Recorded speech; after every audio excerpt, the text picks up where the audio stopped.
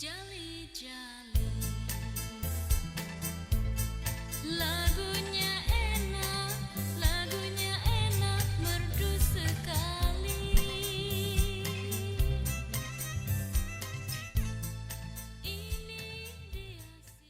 Assalamualaikum warahmatullahi wabarakatuh, teman-teman. Sekarang gue sama temen gue Arli. Sekarang kita ada di Percetakan Negara. Oke. Ini temen gue unik nih usahanya nih. Paru rebus beku. Ya. Iya kan? Itu ceritanya bagaimana, bro? Sebenarnya untuk paru rebus ini jeroan ya. Iya. Jeroan ini sebetulnya tadinya ngawalinnya gua main jeroan sama all daging. All daging, semua daging gua mainin tuh. Akhirnya gua mengkerucut, memspesifikasikan ke jeroannya. Jeroannya. Iya, jeroannya. Karena gua anggap gini, pemain daging banyak, tapi yang main jeroan sebagai sedikit karena dia sampahnya. Orang Jadi daging nggak pakai itunya. jarang gitu. Dan ini jatuhnya ke olahan. Dan olahan tidak semua orang bisa. Gitu kan, tidak semua orang bisa untuk mengolah. Makanya gua akhirnya gue pakai itulah, gue mainin ini aja. Nah, kebutuhan paru rebus ini memang yang make juga swalayan. Oh, swalayan. Swalayan awalnya lote. Kalau lo cek ke lote, Carrefour dan swalayan yang lain ada tuh paru rebusnya. Bukannya mereka motong sapi sendiri? Enggak. Oh, enggak ya? Enggak. Karena ngawalinnya gini, paru yang ngawalin banyak orang menjual paru di supermarket bentuk mentah. Iya. Bentuk mentah. Benar. Nah, karena bentuk mentah ini merah dia paru ini. Banyak orang yang geli. Iya, darahnya masih ada. Geli. Akhirnya ada permintaan, sejarahnya gitu. Ada permintaan dari supermarket untuk dimatengkan. Oh, jadi tuh kita lihat udah bersih tuh karena udah dimatengin. Betul. Oh. Gitu.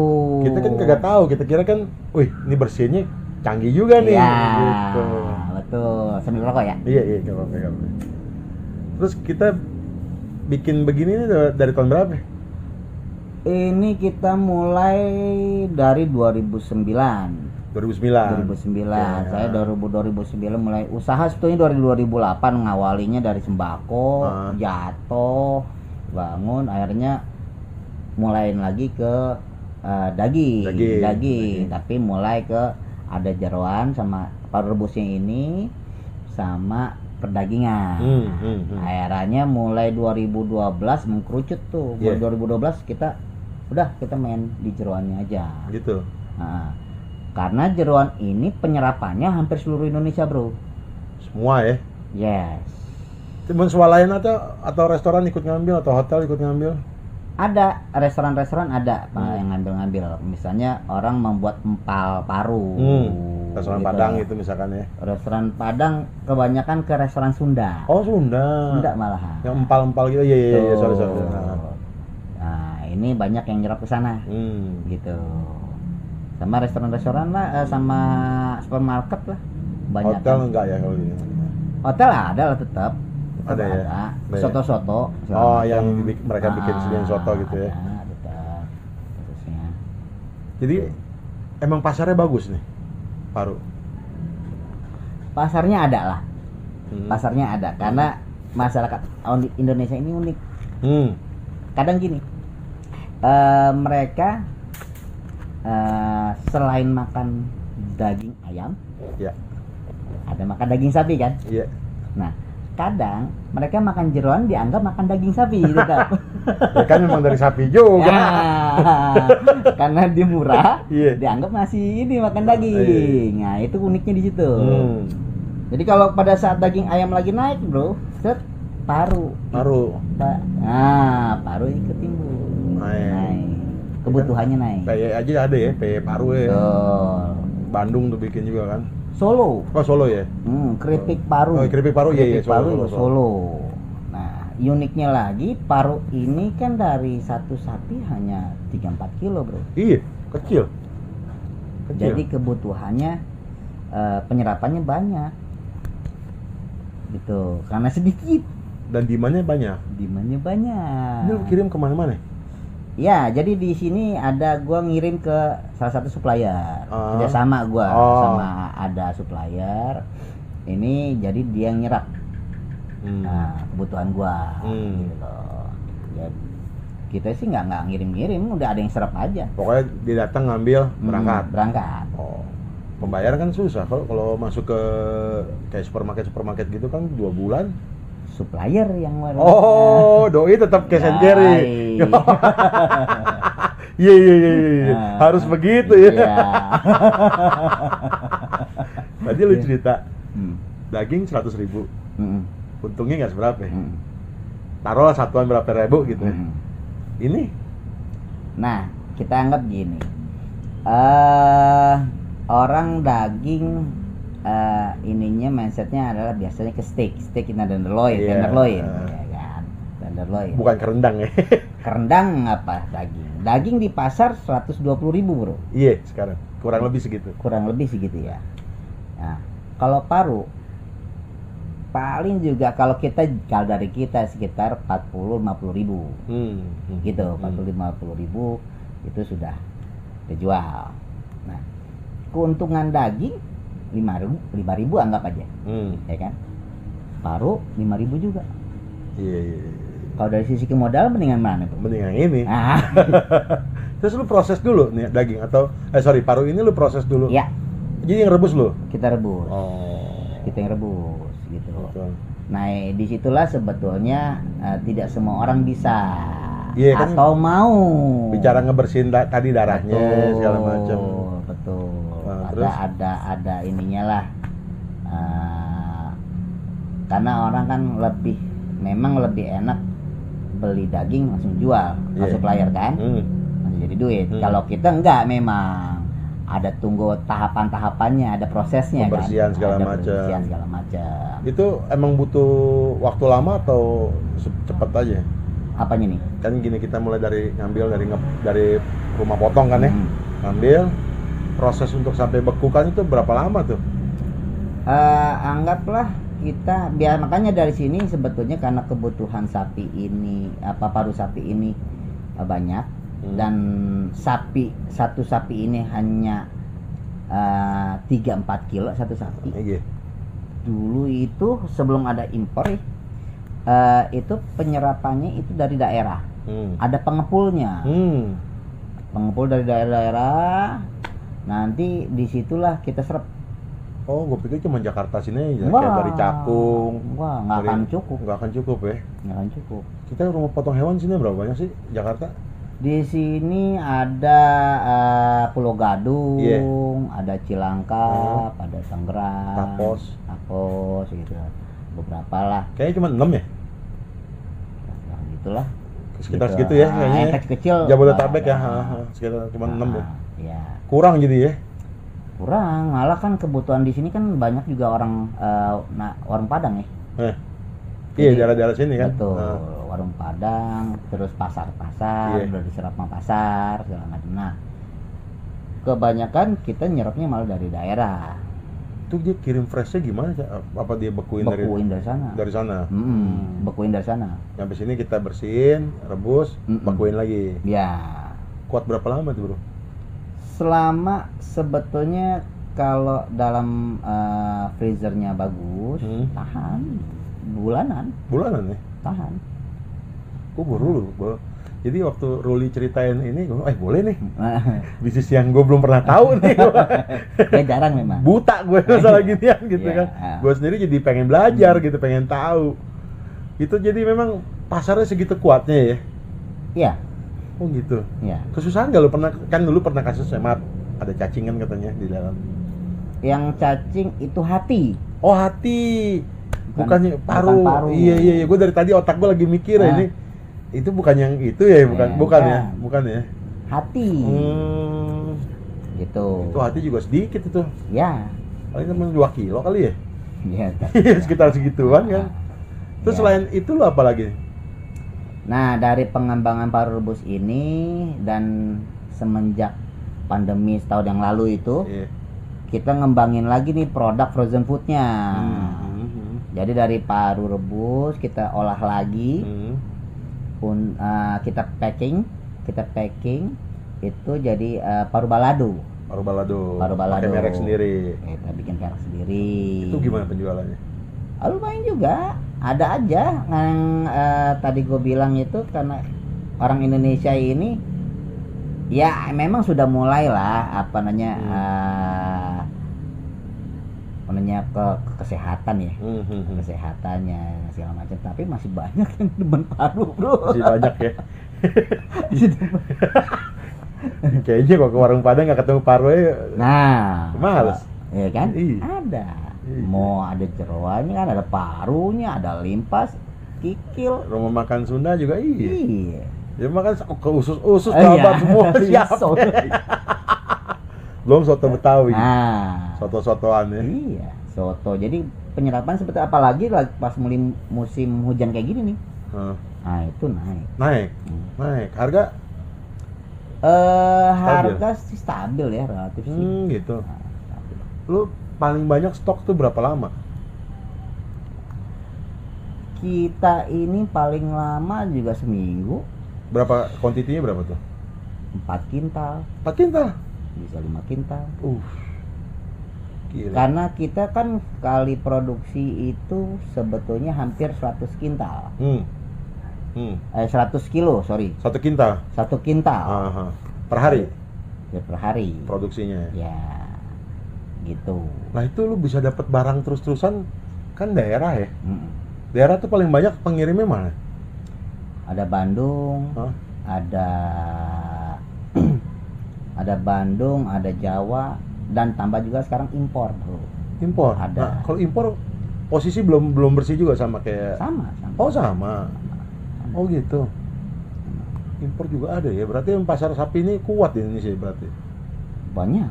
Banyak. Ada nggak industri yang ngambil kalau? Industri apa nih maksudnya? Ya, let's say kayak rumahan. Yang orang-orang yang tadi bikin keripik paru misalkan. Enggak, kita penyerapan kebanyakan di supermarket. Oh, supermarket aja. Kebanyakan. Jadi kalau itu atau misalkan kayak industri, makanan hewan. Enggak. Oh, dia nggak pakai ginian. Jadi penyerapan di sini itu jadi banyakan supplier yang ngambil. Nanti mereka ini ya demand-nya ke supermarket, restoran. Restoran. Gitu ya. Udah pegang berapa supplier lu? Ada 2 sih, nggak banyak. Nggak banyak tapi hidup aja ya. Iya. Nggak banyak. Iya makanya gue, ini unik loh. Tapi bayangan gue bukan cuma paru tadinya. Gue pikir ada ayam, ada ya macem-macem lah, sapi itu kan ada kakinya, ada ininya. Dulu ya. Dulu Ya semuanya dari buntut kita main ke jagal segala macam. Akhirnya lama-lama ya yang dari gue bilang ya udahlah, dengan kondisi ekonomi juga yang ini kita memang nggak terlalu nafsu lagi gitu loh. Kondisinya lagi begini juga. Betul. Akhirnya ya kita yang aman-aman aja deh. Tapi pandemi ini turun Jelas. Oh jelas, berasa juga ya. Berasa. Dari yang biasa berapa lu sehari bisa lepas? Dulu setiap kadang bisa hampir 50%-nya. Jadi dulu tuh bisa hampir seton sehari. Sehari enggak. Sehari Seton itu itu bisa sekintal. Sekintal berarti Sekarang paling 3 tonan ya? Sebulan bisa 3 tonan. 3 ton ya? 1 ton. 1 ton sekarang sebulan. 1 ton setengah lah gitu. Buset, masih banyak gitu bro. Itu masih banyak tetap. Banyak ya. Gile juga lu. Yang lain lagi pada nonggeng lu bisa jalan terus. Dulu malah gue pernah sampai sehari 3 kintal bro. Buset. Ya, Kapan itu? Itu malah di bawah tahun 2015. Oke. 2015 tuh bisa sampai 3 kintal. Itu lagi booming apa ya? Biasanya kan kayak gitu-gitu udah booming itu. Jadi gini, kalau menurut gue sih orang semakin aware kesehatan. Ada pengaruhnya juga di situ. Iya. Ada pengaruhnya. Iya, sekarang apa-apa vegan, apa-apa organik. Ya kan. Dulu belum ada Android. Mungkin dengan adanya Android orang belajar macam-macam, ada lah aware tentang kesehatannya, gitu kan. Tapi ya saya masih lumayan lah. Ada aja. Ada. Asli lu. Gua tadi di jalan aja lagi mikirin, ini apa namanya? Seperti apa sih pasar daging beku ini? Gitu kan. Karena kan setahu gua kan dulu gua pernah ada temen lah. Dia kayaknya nawarin daging itu susah payah bener gitu. Tapi kata Ruli ini enggak. Runningnya enak katanya. Serius lu? Serius? Jadi gue cobain naikin ke konten gue, karena kan konten gue memang arahnya bisnis. Artinya supaya orang-orang tuh punya pemikiran baru tentang bisnis. Lalu kan salah satu yang nggak banyak orang tahu, kecuali pemain sapi, maksudnya ya pemain daging atau kulineran gitu kan. Nah kayak gue aja, akhirnya gue berpikir oke, ini kita angkat. Ya mungkin untuk berharap orang bermain kayak lu agak susah gitu ya. Tapi kan paling enggak lu ada satu motivasi yang bisa lu bagi ke temen-temen nih. Selama lu ngejalanin ini seperti apa gitu. Sebenarnya sih setiap usaha apapun ya, manusia ini juga menjual dirinya ya. Menjual dirinya kan sebetulnya. Dan apapun kalau lo niat mau usaha jalan aja. Karena gue punya berpikir begini aja. Nanti kita juga diajari sama dagangan kita. Oh gitu. Iya. Gitu loh. Dengan kesalahan apa nanti konsumen komplain segala macam itu kan diajarin gitu. Berkembangnya dari situ. Jangan pernah tutup kuping ya berarti. Tutup kuping jangan. Dengerin. Dan gak usah takut juga gitu loh. Hadepin aja terus. Hadepin aja. Melangkah aja. Ya enggak kan lu bilang gini, sembako lu pernah jalan terus drop. Kok bisa kepikiran ke daging? Apa ya? Dulu itu kayak sampai sekarang pun sembako istilahnya harganya jelas. Iya kan? Jelas, terus marginnya pun tipis bro. Benar itu sih. Kuantitinya banyak. Kuantiti jadi pada mainnya. Akhirnya kita membutuhkan tenaga kerja yang sangat banyak. Nah, kalau kita kerja di pasar enak. Kalau rumah gini susah. Ya, karena gua dulu sampai punya karyawan 10 orang. Karena dulu sampai supply ke pasar-pasar. Oh, jadi agen. Ya, dulu main ke pasar, main ke hotel. Gua. Bayang sih nimbangin macam-macam. Betul, gua main beras, gula, ya kan, minyak, tepung. Lu butuh orang yang buat ngiket aja tuh. Betul. Itu. Iya, kebayang. Akhirnya kita butuh banyak orang. Karena pun harganya jelas. Kita ngelawan orang-orang pasar sama distributor pasar. Sedangkan daging relatif harganya gelap, bro. Tidak semua orang tahu. Gitu. Kenapa tuh bisa begitu? Karena gini, setiap di daerah pun sama Jawa Barat Jawa Barat dan Jawa Tengah kadang harganya berbeda. Jadi spesifikasi misalnya buntut aja, buntut Jawa Barat sama buntut Jawa beda. Kualitas atau ada kualitasnya? Atau karena demand kurang? Kualitas. Kualitas. Betul. Sapi yang paling bagus di Jawa Boyolali bukan? Enggak. Enggak ya? Enggak. Gitu. Sebetulnya kalau spek potongan ini kalau untuk ini banyak kan dari Bandung bagus. Bagus Jawa Barat lah ya. Jawa Barat masih bagus. Bagus ya. Jawa Barat. Tapi kalau Jawa Tengah agak kurang. Tapi gitu. Harga karena dia pemotongannya banyak segala macam lebih murah. Iya masalahnya kan. Tapi kan ada sebagian dari Lombok ya mereka ya. Saat ini ya. Iya kan. Kayaknya sapi di Pulau Jawa tuh banyak ngambil dari sana kan? Dari NTT, Kupang. Iya, Kupang ya. Oh iya, bukan Lombok, sorry, dari NTT. Terus gini, tadi gue nyebut Boyolali. Boyolali kan udah terkenal sama kota susu tuh. Ya gue pikir sapi itunya juga bagus, enggak ya ternyata. Sama aja sih bro. Sama aja ya? Sama aja. Kalau sapi sih banyak. Sama. Karena gini, di Indonesia ini kan sapinya ini banyak jenisnya, gitu. Nah, kadang kebanyakan dimain di supplier, kadang lebih main di berbeda sama pasar ya. Yeah. Lebih banyak diimpor. Gitu.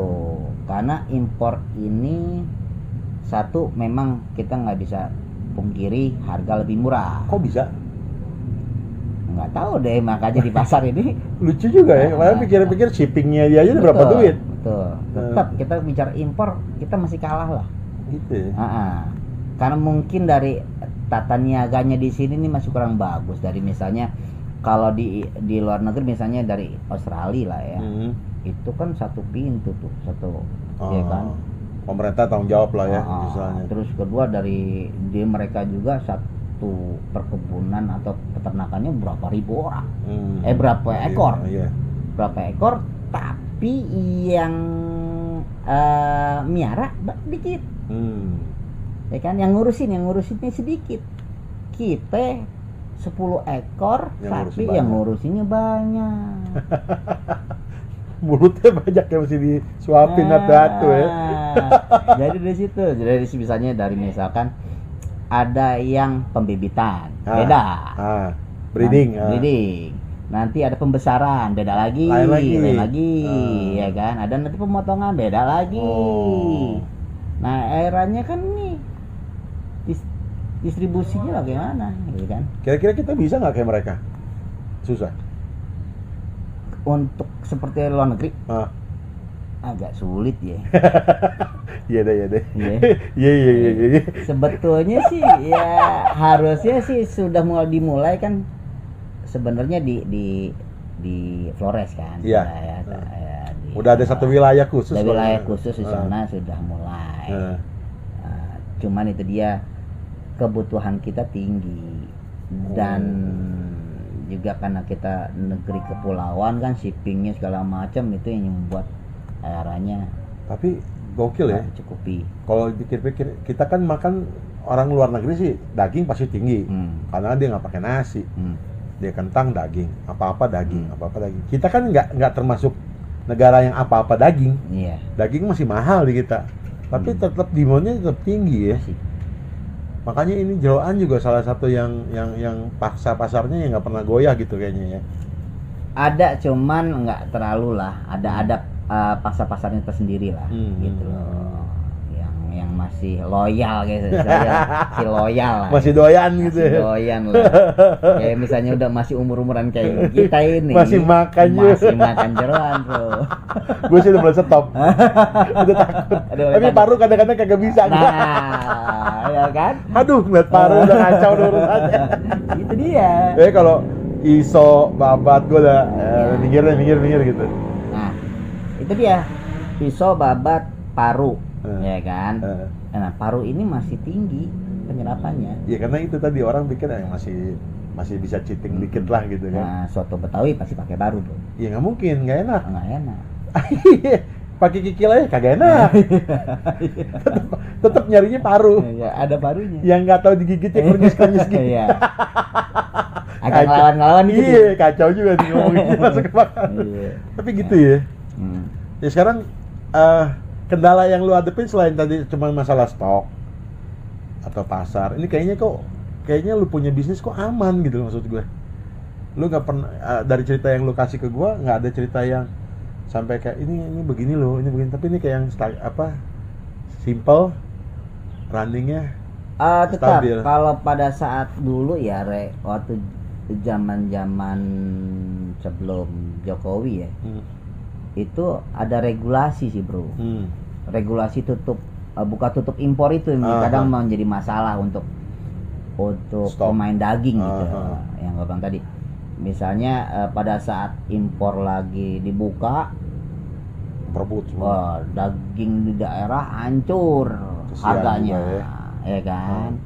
Pada saat lagi asik main daging dari daerah, ya kan, lagi asik main diimpor, ditutup, berantakan lagi. Nah, itu pemain daging di situ sebetulnya sih. Ngaconya di situ. Kalau sekarang?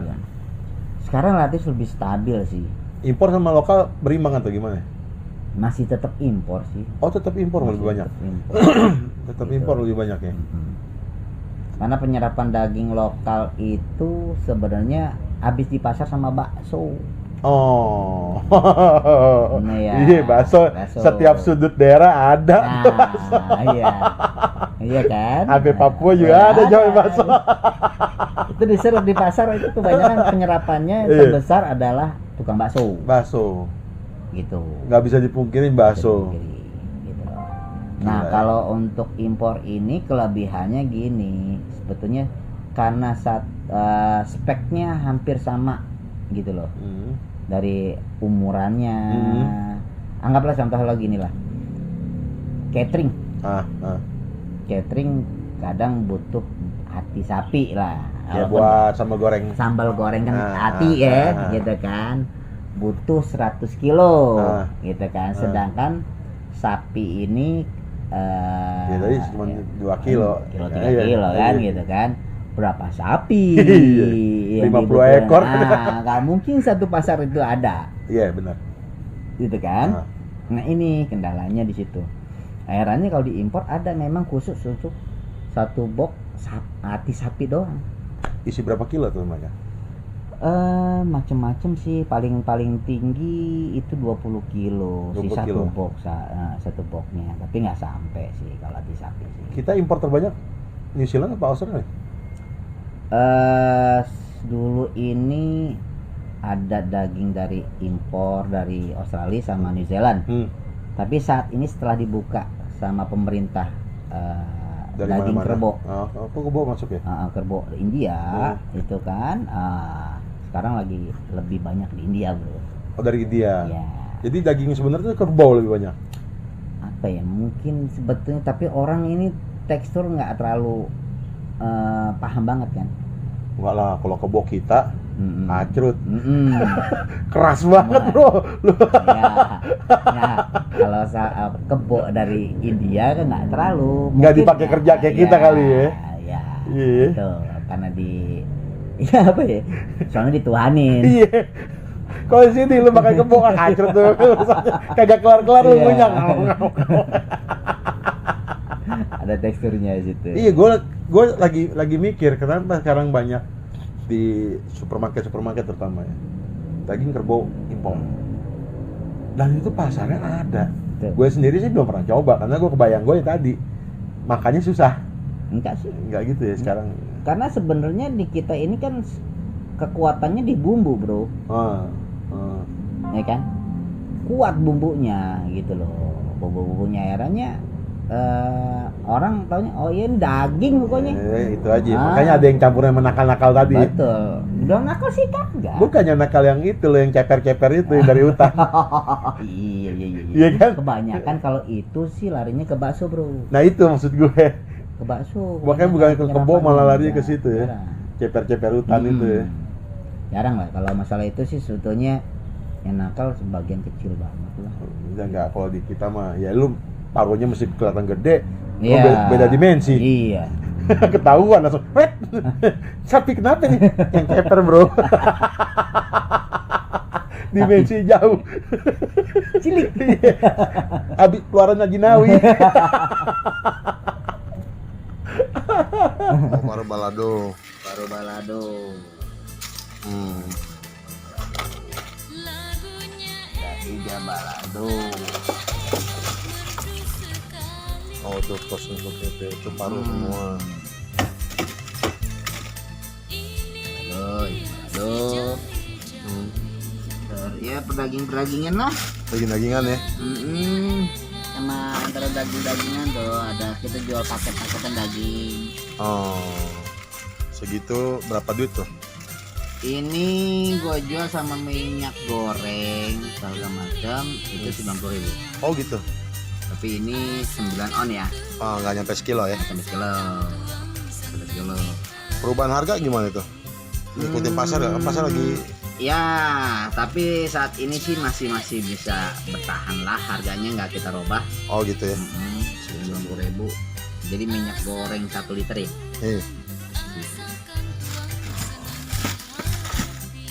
kita pakai namanya Belvani.